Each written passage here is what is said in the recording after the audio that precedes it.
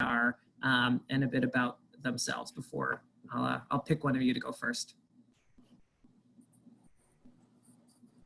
But you can popcorn for interest. I'll go. Thank you. My name is Samaya Kashi, or Somaya Kashi. Samaya is typically how they pronounce it here because they have a hard time with Somaya. But I own my name. It's Somaya, not Samaya. And so I am a art teacher in Concord, New Hampshire. I teach middle school art and some tech ed, and I'm also an artist and now an activist, thanks to NLC. Emma. Hey y'all, I'm Emma Shapiro-Weiss. I use she, her pronouns. I live over in Peterborough, New Hampshire. I've lived here for about, sorry, this light is intense, for about 5 years, and I'm the campaigns director for 350 New Hampshire, which is a climate justice organization. And I'll pass to Erin. All right. Hi, everyone. I'm Erin Allgood. I use the she series of pronouns. I have my own consulting business focusing on vision and strategy for social impact and sustainability.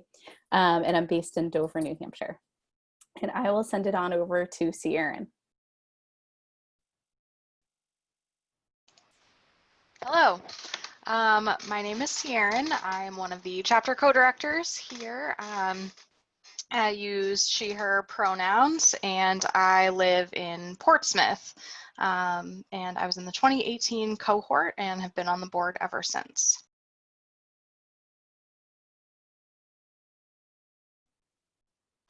I forgot the next step.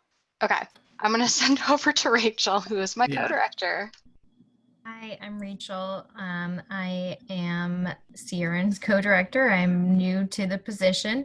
I was in the 2020 class, so I just went through a partially virtual institute, so can speak a little bit to that, as can Samaya. But I'm excited to be here, and please reach out to me if you have any questions. And I'll pass it on to Doug. Did you go, Doug? No. Hi, everybody. My name is Doug Marino. My pronouns are he, him, and his. I live in Stratham, New Hampshire. I work for a progressive advocacy group called 603 Forward, and previously worked for Beto O'Rourke's presidential campaign here in New Hampshire. And yeah, I don't, is there anybody who hasn't gone? I think all the speakers have gone.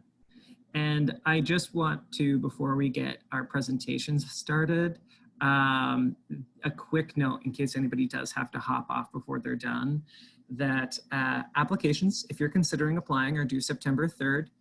There is a fee, but if you cannot pay that fee, let me know. We will make sure that that fee is waived. NLC has never reached a maximum amount of folks who we will waive it for. So just let us know, and we're more than happy without asking any questions to make sure that you're taken care of and that that's not a barrier for your participation in the application process. And a quick plug too, if you do have to hop out today, is we've got events going next Wednesday for folks who are interested in how NLC can help them work in nonprofits, the non-governmental sector, working in the arts, education, you know, any kind of non-political sphere is what we're going to cover next week.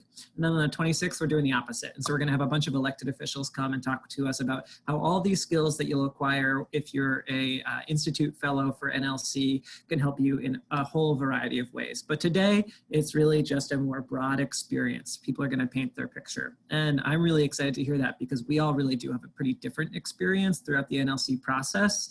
So without further ado, I would love to have, if Emma, if you're willing to start us off, I'd love to have you go, and we're going to give everybody, you know, some minutes on the floor, and I'll put myself on mute. Yeah, my pleasure. And I'm happy to go first because I didn't create anything flashy for this presentation. I'm just going to talk for a few minutes. Yeah, so I was part of the 2019 cohort with Erin and with Dan. And my story with NLC really started in 2017, 2018. I would visit the State House a lot. I was a field organizer and I was just there for various environmental bills. And I would run into Zach Sheehan a ton.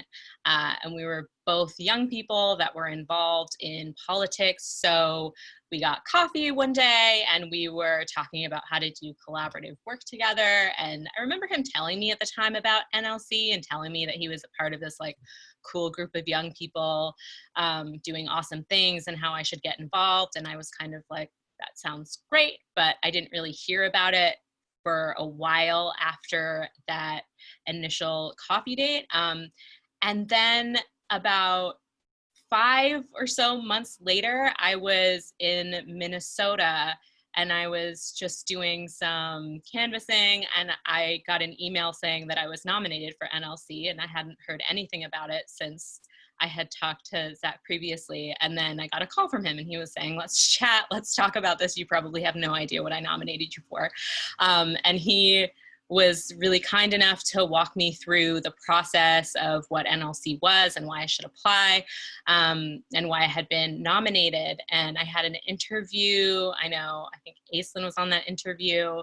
And then I was accepted, and I was really, really nervous leading up to my first Institute weekend. And I wish I wasn't quite that nervous because it was my favorite weekend. It was the lead weekend. It was wonderfully facilitated and helped me do a lot of self-reflection on what my personal and professional goals were and what I wanted the next 10 years of my life to look like and what my values are. And I think it was probably the best bonding moment for our whole class. I don't know, Dan and Aaron feels the same way, but it was amazing. That was definitely the highlight of NLC for me, was that first Institute weekend.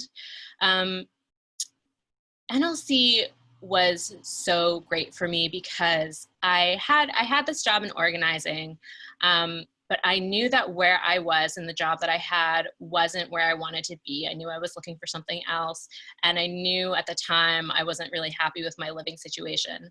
And that first weekend helped me set this goal and this commitment to find a new and awesome apartment, which I did like 3 weeks into NLC, but it really helped me make the push that I needed to set this goal and change that for myself. And my lead group and other members of my class and my amazing mentor, Jen Alfred-Tiester, helped me think about what I wanted to do for work and figure out if I wanted to continue organizing or if I wanted to find a new path. And by the end of NLC, I started at a new job, and I actually missed our end of the year fundraiser because I wasn't in DC training for that new job. And I'm now the campaigns director for 350 New Hampshire, grassroots climate justice organization. And I'm really always just very appreciative that I did NLC at a time in my life where I was really evaluating everything, when everything wasn't really clear for me and when I needed some guidance. And I really found that support in NLC. But I think also a really key part of NLC for me is that I live in Peterborough, which is in the Monadnock region.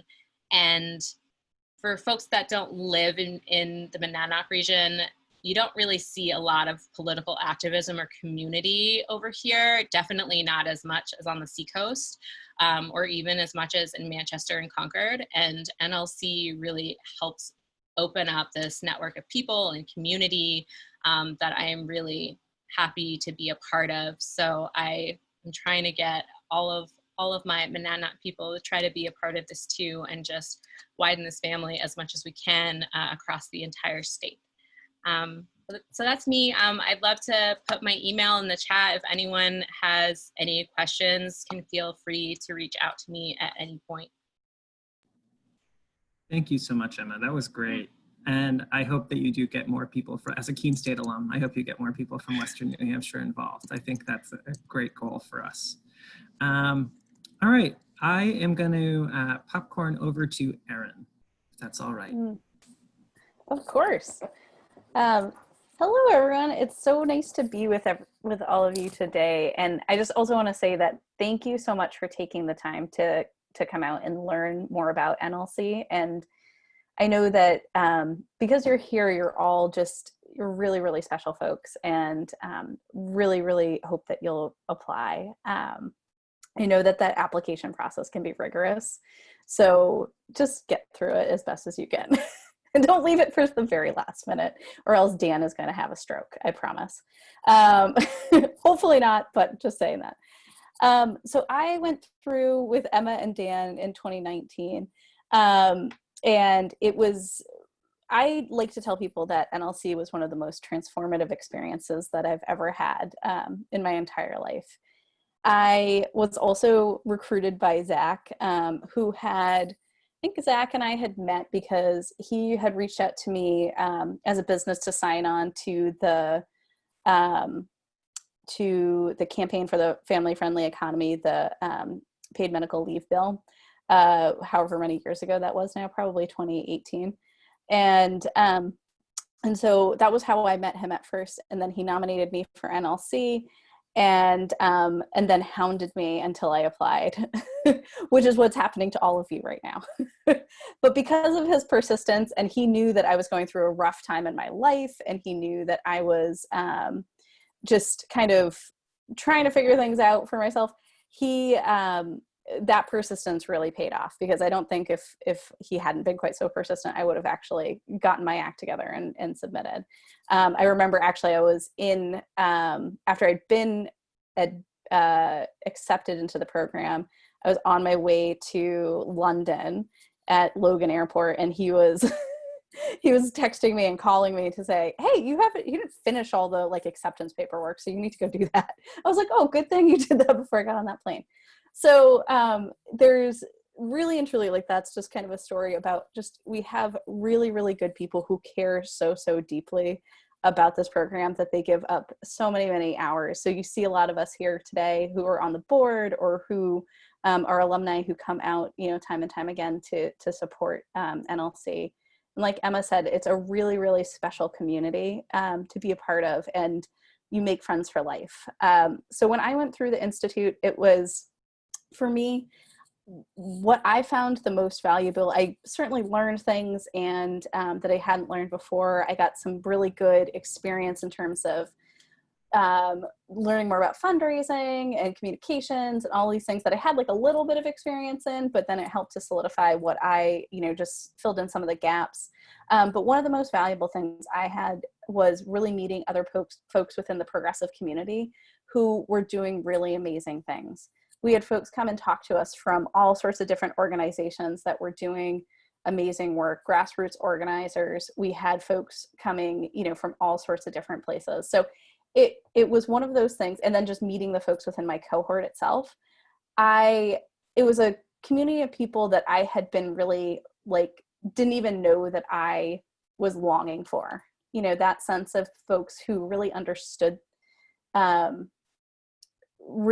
progressive values, and who also just were really dedicated to making a difference within the state. And that made a tremendous difference in my life. And I found just from that network, being able to go out and do amazing things. I had folks I could call on whenever I needed to, whenever I was working on something. And, if you know me, you know that I'm a masterful network weaver, and I probably know somebody in some aspect within this, in whatever role within the state.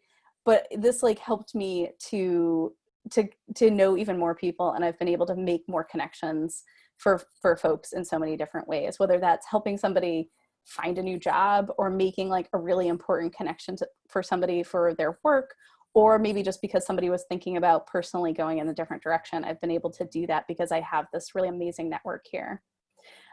One thing I want to just highlight too, before I pass it off to somebody else, is that one of the other things that was really meaningful to me was going through and doing my capstone project. And that's one of the things that you'll end up doing as part of NLC, as part of the fellowship, is identifying something that you really want to do, some kind of a project. And the nice thing about projects is that they can be all sorts of different things. So it's not kind of picking some kind of an academic project to do. You can make a decision to focus your project on your own kind of personal growth. which is really amazing. You can decide to go in something that's totally not related to your area of like work that you do. Like Dan, for instance, did something amazing where he went out and worked with middle school kids and helped them access, brought them to a farm and did some food education with them. So, which was outside of his wheelhouse, but it gave him a really cool experience, and he was able to give something back to these amazing kids. For me, I helped, my capstone was around organizing the folks that within my co-working space to really solidify and kind of create governance documents and kind of make it into kind of an actual entity. And so that's actually called the Dover Area Solidarity Hub. You can find us on Facebook. We are a group of folks who are either in the nonprofit space or like activist communities, or just progressive folks like myself who want to work together.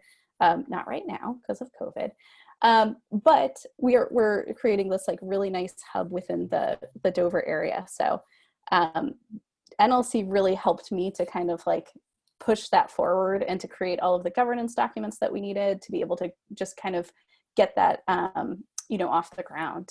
Even though we were already like had a co-working space, it just helped to formalize things. And so when I went through, so that was one of the most meaningful things that I did in the program. But then like I said, it was just a really transformative, amazing experience. And I was so moved by it that I joined the board afterwards. So I'll be going into my second year as a board member now, and you'll see a lot of me because I love this program so much. And I just really, really hope that you all will apply and be part of this as we move forward. Okay. I'll hand it back to Dan. And please reach out if you have any questions. I'll drop my email in the chat. Awesome. I think that's a great idea. Erin, I think that it was excellent to mention a bit about your capstone too, in really highlighting a bit about how that was a transformative experience. It was a really a great one for me too, because it helps you to shape some of the values and the professional ambitions that Emma had mentioned, give you a bit of a trajectory. And a lot of folks who join NLC already have a really solid sense of where they want to go. But I think even for those folks who have a really, really clear and defined sense of direction for their personal professional ambitions, it helps to shape, the active steps you need to get from where you are to like where you want to be in a year from now. And I found that really high impact.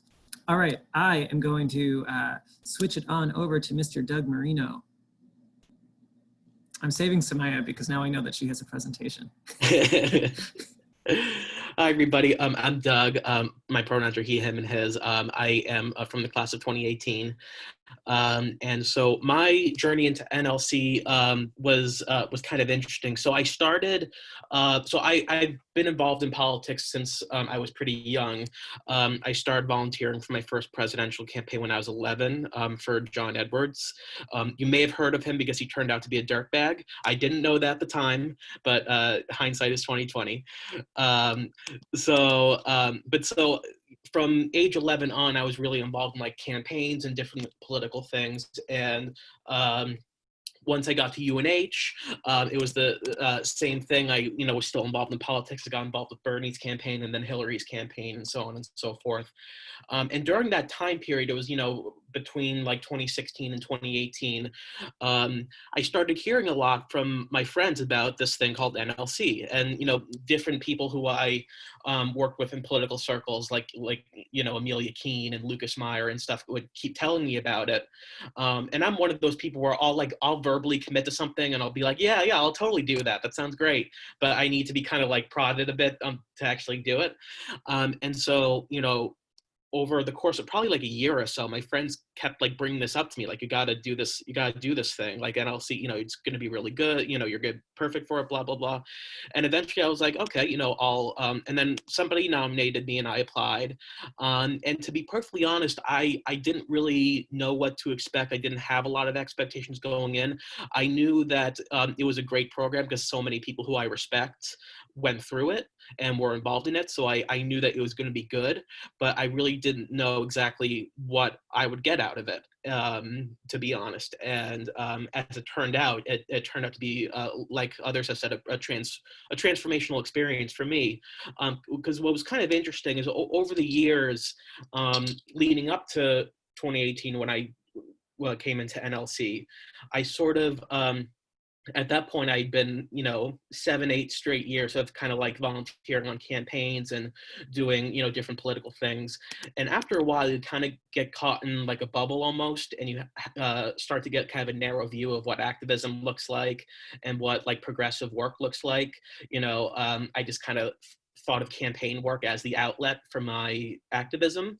And it wasn't until I got to NLC and I got to meet some of the other folks in the 2018 cohort that I learned that there are a lot of different ways to live progressive values that don't just involve working on campaigns, that don't just involve electoral politics or even legislative advocacy, although that's an important part of it.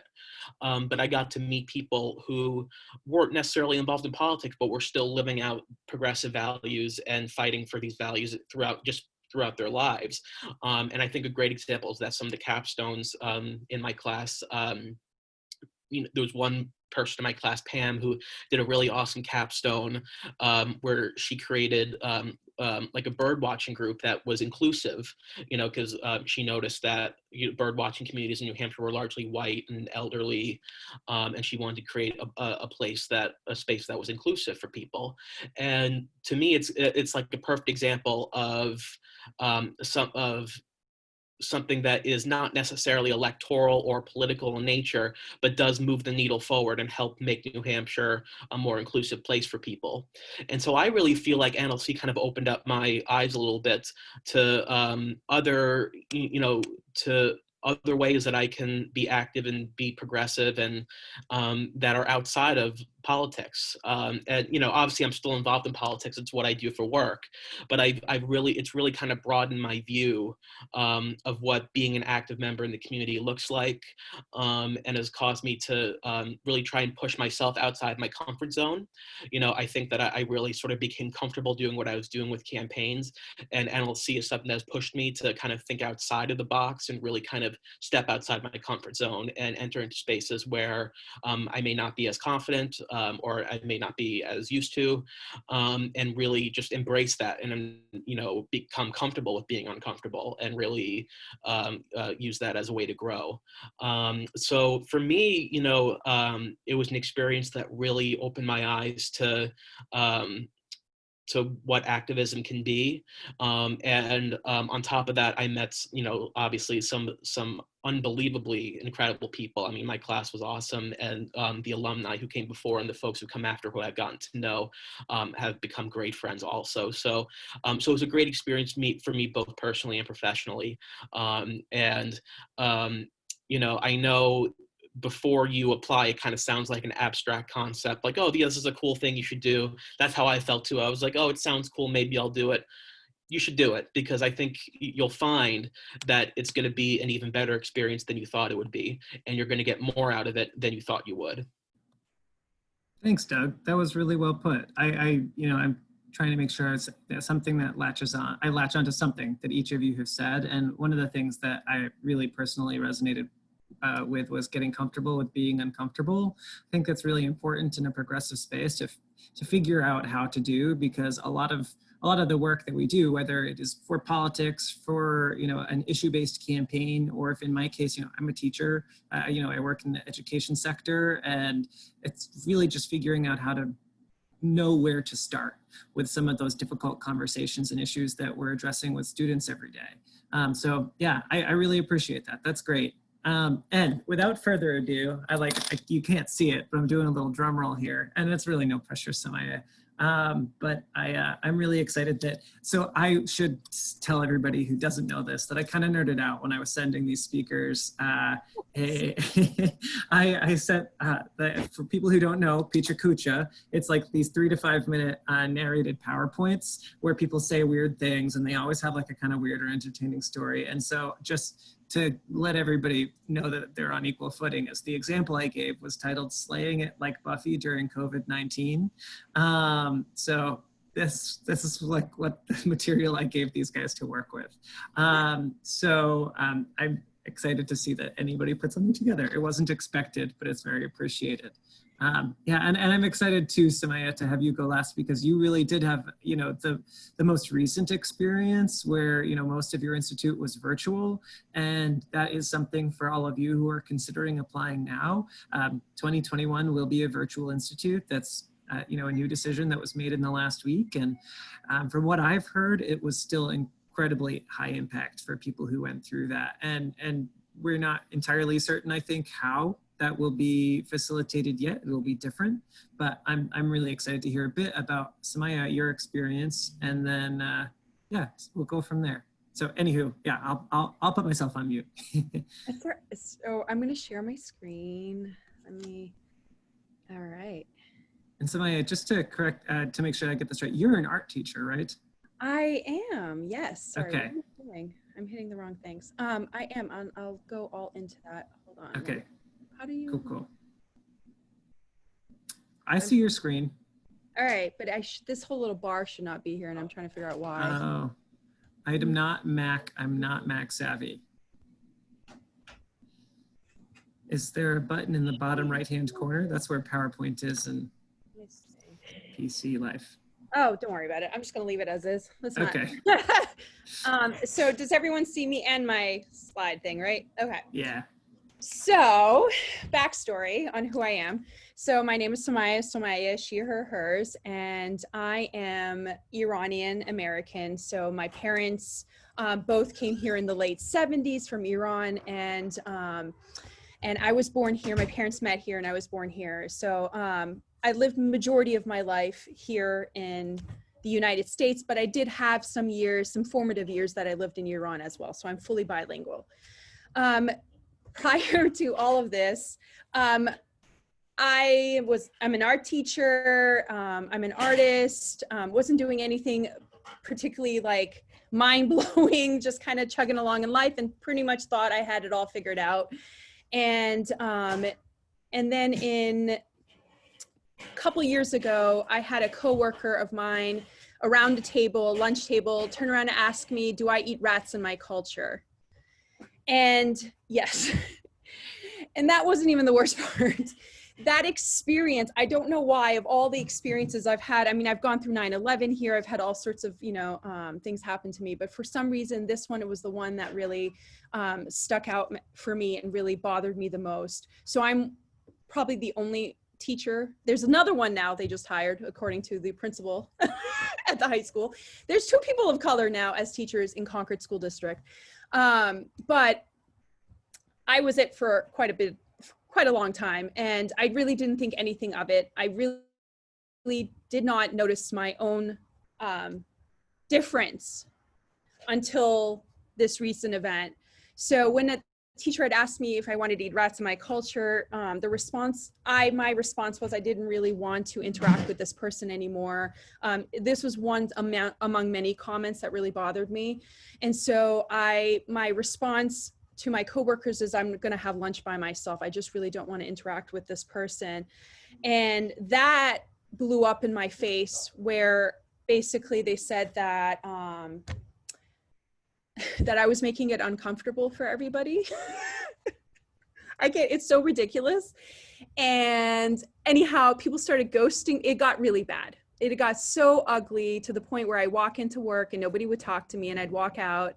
And you know, it's hard teaching as it is, and then to be treated like to be ghosted by your own coworkers. It was pretty horrible.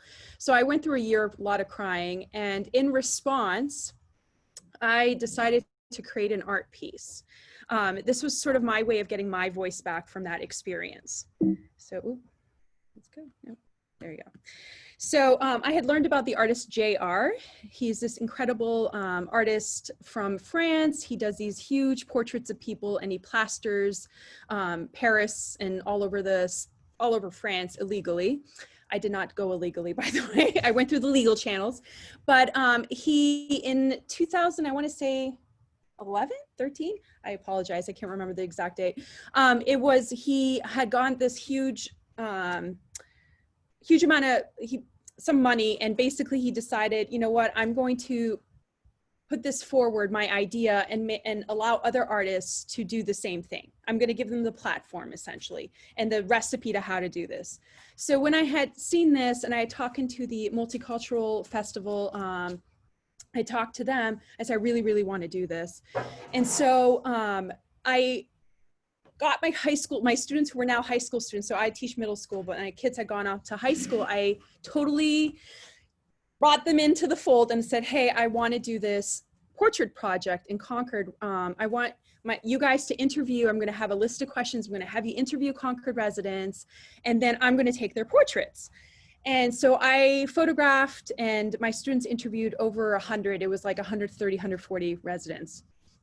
And the reason why I wanted them to do this was a way to show that how, even though we all come from different places, we all have different stories, we're all here for the same reason. So the questions start off as where you're from, like, it's just sort of everybody has like a different backstory, like, you know, and then it goes into like, what are your fears? What does hope mean to you?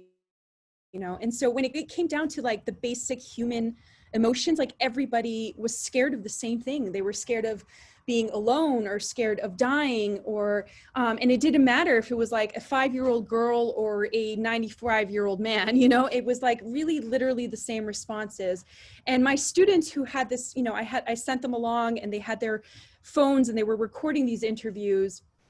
That was kind of, even though they knew what to expect, they were also kind of shocked by how, yes, everybody had a different story, but at the end, they all wanted the same thing. Everybody wants to be loved. Everyone wants a family, everyone, you know, and the definition of family was pretty much the same for everybody. And it was like, not about blood. It's about somebody who'll stand up for you, who'll be there for you thick and thin. So that was kind of a common response. And so I took those and I made them into these huge posters through the program that JR created. I had the blown up into these huge posters with these QR codes. And from there, I plastered them all over the city.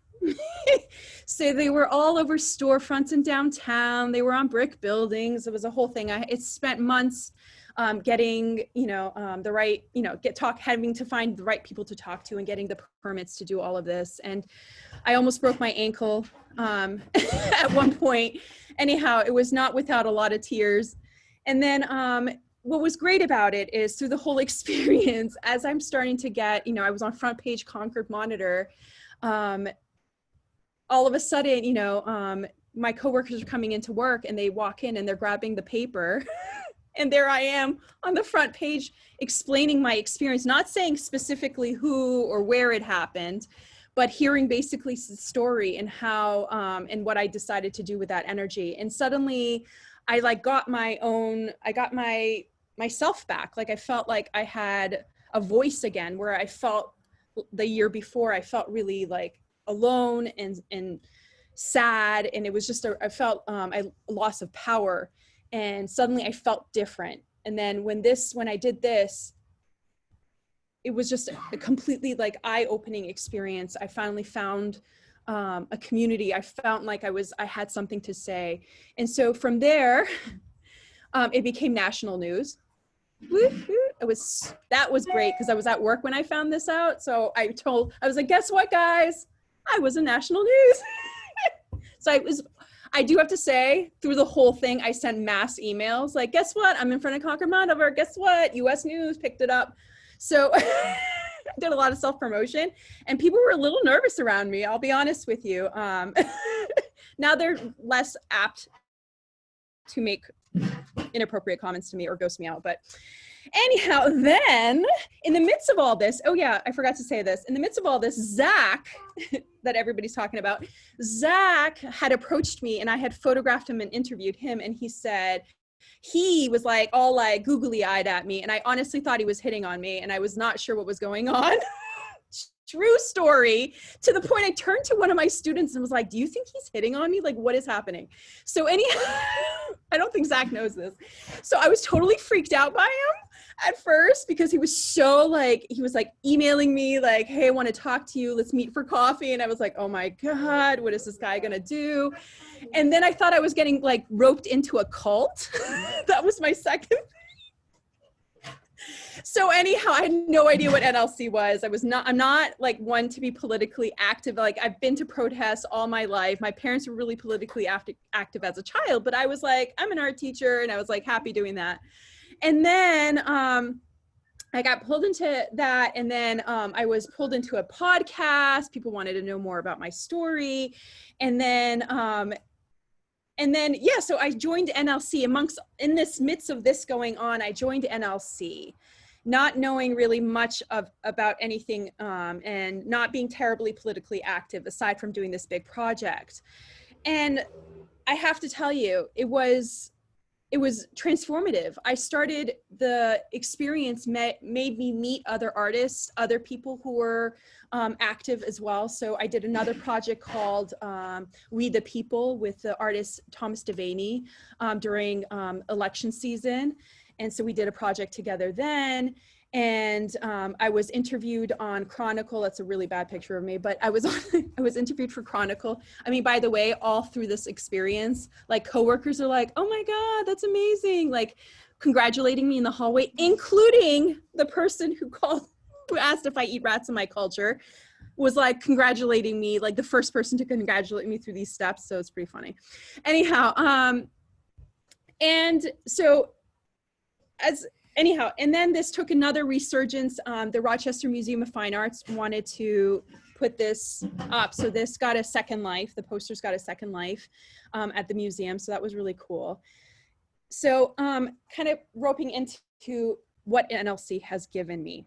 So I met 20 plus amazing people. And honestly, prior to this, I was living my ordinary life, and now I made all of these connections, these really important connections, because while I knew I was really progressive, I hadn't met anyone quite like myself who had the same mentality. And so I just was kind of chugging along with the few friends I had and not really finding my place, particularly here in New Hampshire. And then suddenly making these connections with there you go. Sorry. Making these connections with all these amazing activists, incredible people.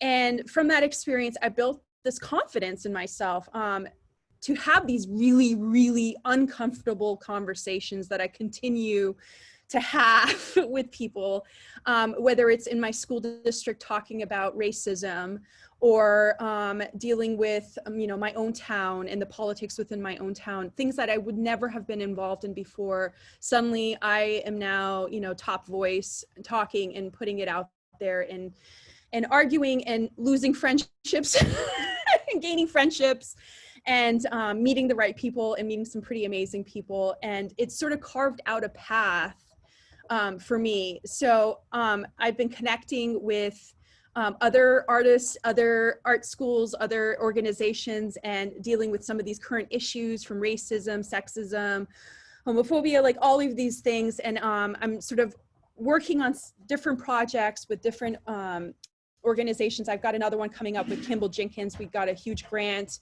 to do another public art piece. I've met with people from Kent Street, who we've been doing some work. I've been working with them. I've joined the board members for the Multicultural Festival and Kimball Jenkins School of Art. So I've been it's just suddenly my life took a totally different turn. Just continuously, I feel like every day I'm meeting somebody new and somebody really interesting and somebody who has a similar value system as me. And it's just been a really powerful experience. So honestly, I went in thinking that I was getting pulled into a cult, thinking Zach was hitting on me, no joke.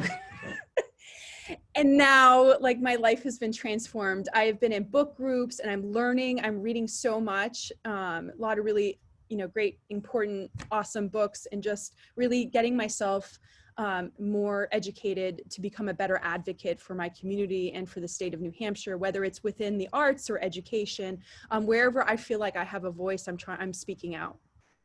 So yeah, that's been my experience. It wasn't as funny as like some of the videos you sent me, Daniel. I tried, I'm sorry, but I didn't have that much time, so I tried my best. This is awesome. This is so great. And like, what an amazing way to end that, you know, wherever you find your voice, you're speaking out. I love it. Thank you so much for doing this. Sure. Awesome. And now I can see everybody's faces again. I'm so thrilled that you did that. Thank you. Sure. Doug, I don't know if that's applause or you're raising your hand. Okay. Just double checking.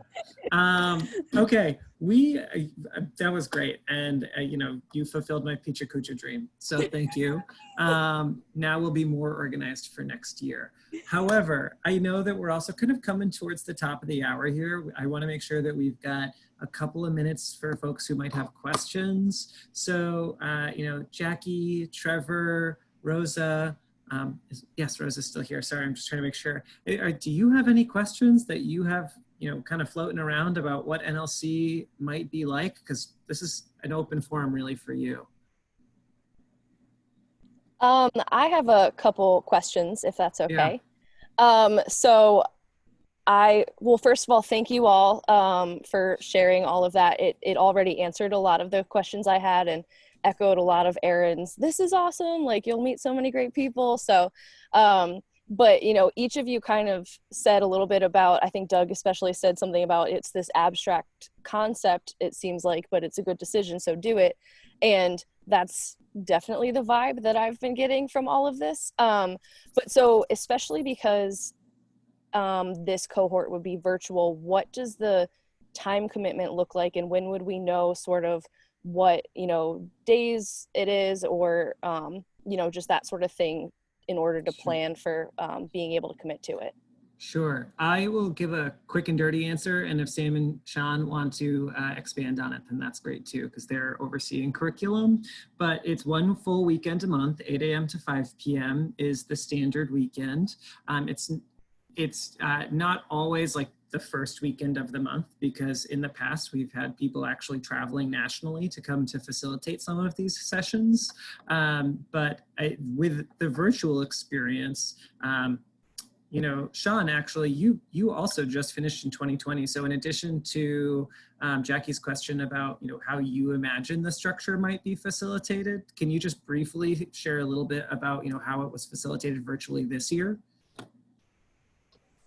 Sure.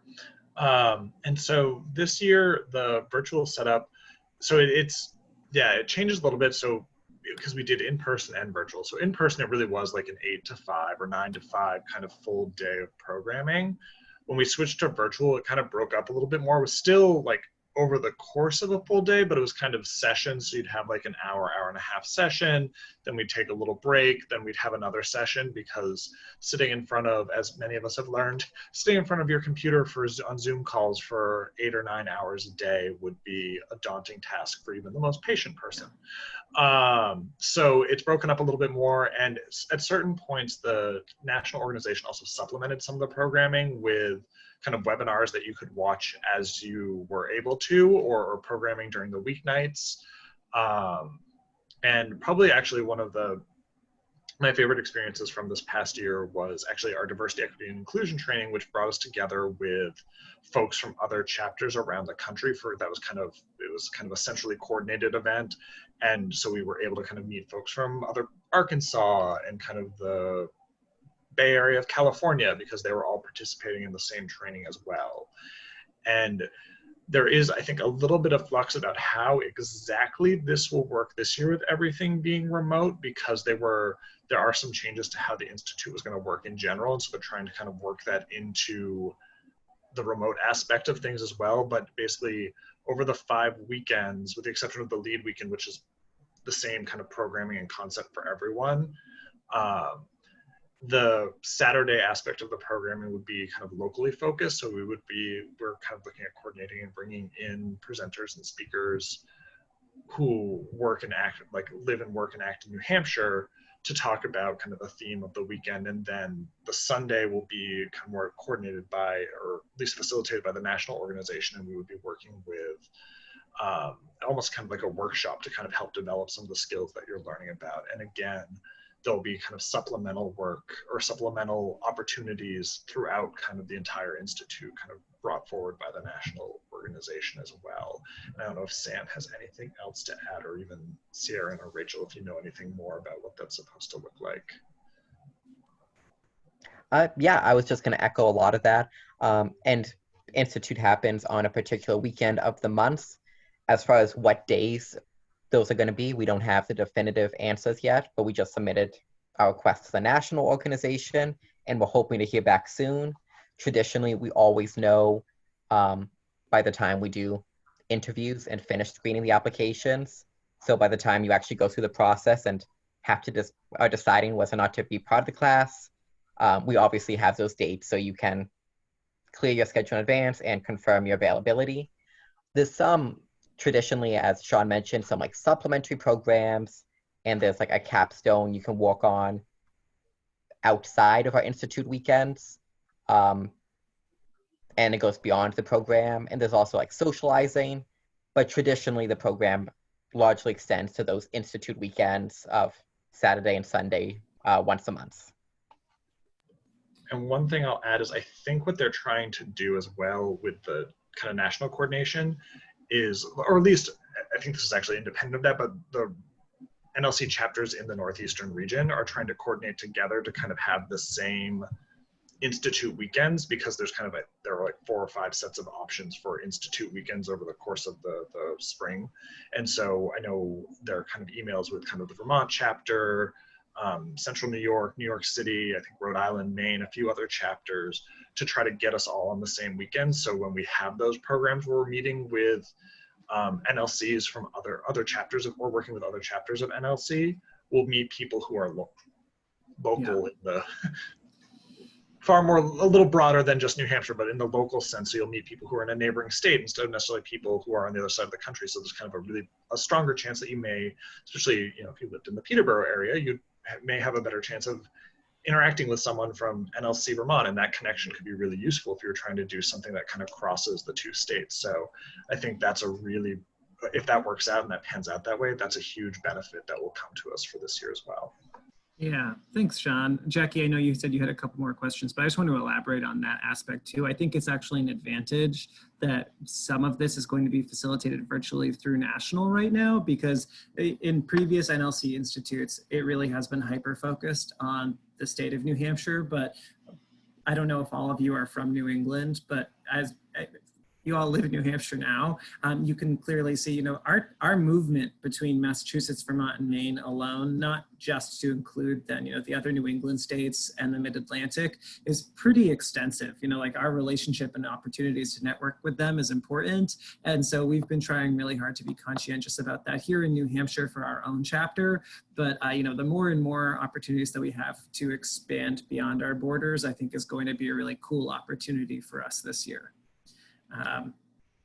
And yeah, Rachel made up a good point that if it is safe, and it becomes safe, that we might revert to some in-person opportunities in the spring too. And now, Jackie, I would love to hear your other questions too. Thank you. I think most of them were actually answered just by people sharing their experiences. I know there's just a lot of unknowns right now. So with adapting things to virtual. So, one of the kind of questions, but not really, was just if those who have gone through it think that there's anything that was very impactful in person that we might not be able to take advantage of or might miss out on a little bit by being virtual. But I know that you can't really know that. So that was it. That's a great question. Yeah, no, thank you. No, I was going to say, we actually, because we had to go virtual this year, Rachel, Sean, and Samaya have all just went through that experience virtually. So I think, Rachel, I'd be happy to hear your thoughts. Yeah, I mean, it's kind of undeniably better in person. I think it depends on the type of person that you are. I really like I'm also just kind of like at the 5 months being in quarantine stage. So maybe that has an impact too. But, I think I did really enjoy the first couple weekends that we were in person. The lead weekend is your first weekend where you really do a lot of that diving into your personal growth, into that sort of bonding, getting to know people. So I experienced that in person. The national trainers that facilitate that, though, are so incredible that I don't have any doubt that they will do their best to facilitate a virtual weekend that is comparable as much as you can, it can be virtually. But that would be the only weekend that I think, would be sad to miss in person, but I wouldn't say don't go through the experience because of that. Because ultimately, these people that you're going to spend a lot of time with on Zoom and going through, this kind of personal growth and professional growth, someday it will be safe for us to see one another, hopefully.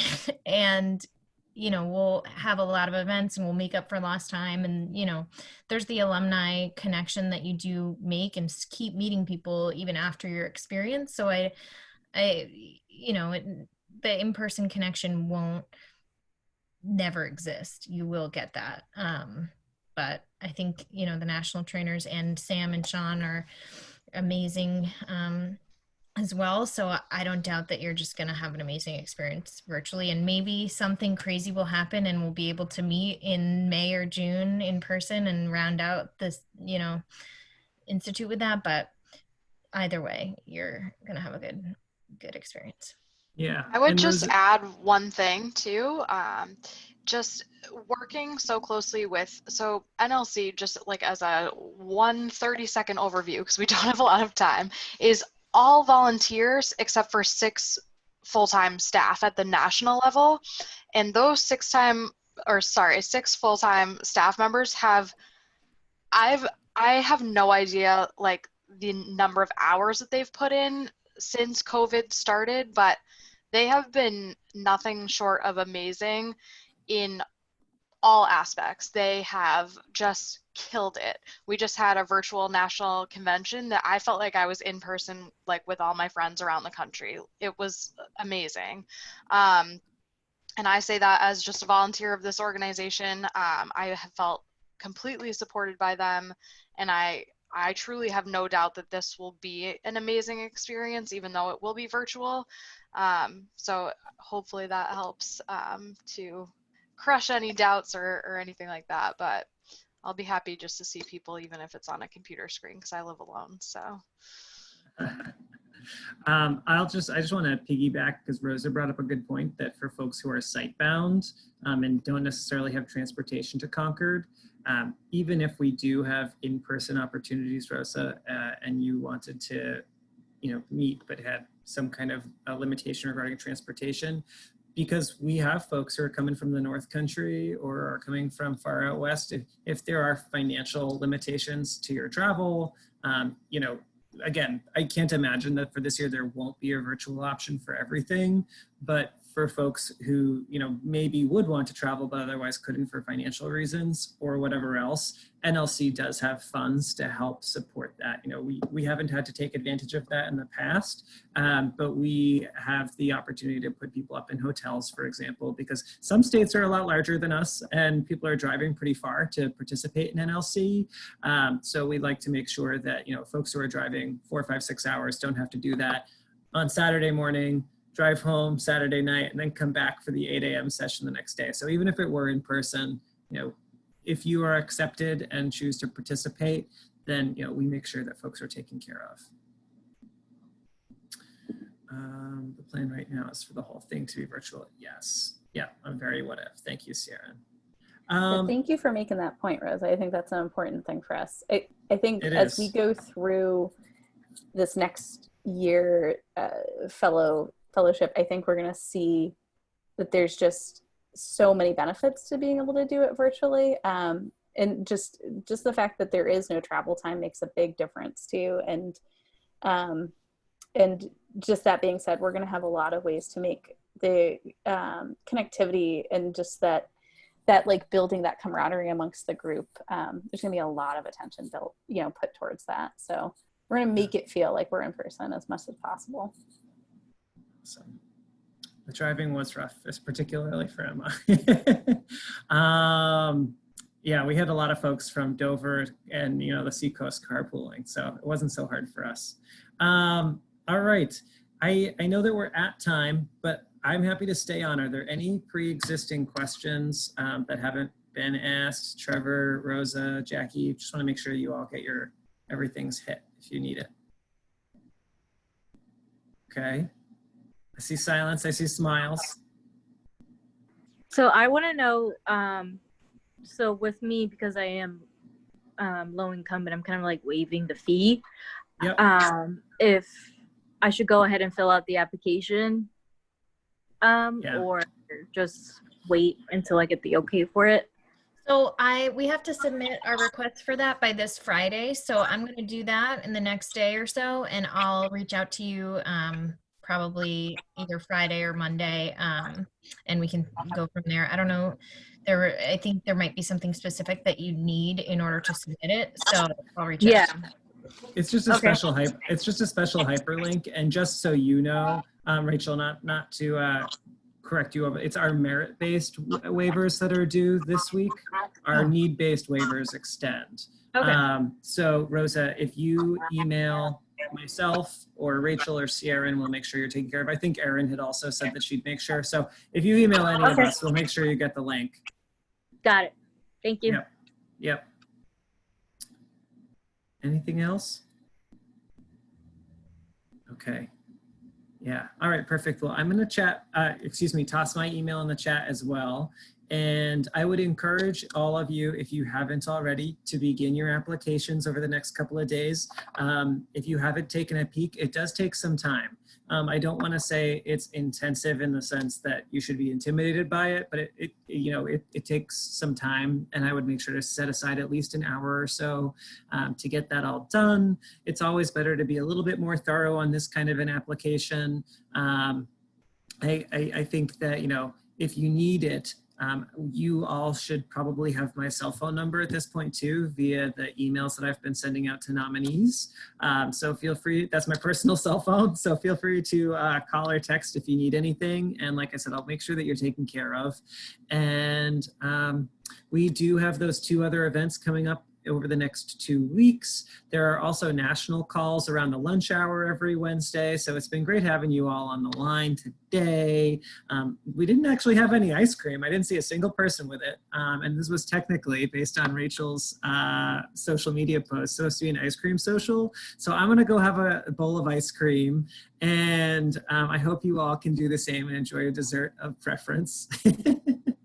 And hopefully I'll hear from all of the board members soon, and all of you potential applicants, really, really hoping that you submit and you seriously consider NLC. It's been a great experience for all of us, and I have a feeling that each of you would be a great fit too. Okay. All right. Talk to you all soon. Have a great night. Thank you, everyone. Good night. Good night.